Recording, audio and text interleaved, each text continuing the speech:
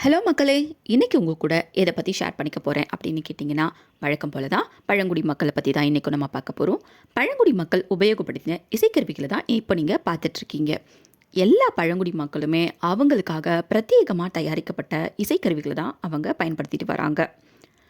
இப்போ வரைக்குமே அவங்களோட மூதாதையர்கள் செஞ்ச இசைக்கருவிகளை அவங்க பாதுகாத்துட்டும் வராங்க. மற்றும் இன்னும் சிலர் அவங்க மூதாதையர்கள் செஞ்சு கொடுத்த இசைக்கருவிகளை கோயில்களில் வச்சு பராமரிச்சுட்டு வராங்க. முக்கியமான விசேஷ நாட்களில் மட்டும்தான் இந்த இசைக்கருவிகளை எடுத்து அவங்க பயன்படுத்துகிறாங்க. இப்போ நீங்கள் பார்த்துட்டு இருக்க எல்லா இசைக்கருவிகளுமே பழமையான தோடா, கோட்டா இந்த மாதிரியான பழங்குடி மக்களும் பழங்குடி மக்களோட முன்னோர்கள் பயன்படுத்தின இசைக்கருவிகளை தான் இப்போ நீங்கள் பார்த்துட்டு இருக்கீங்க.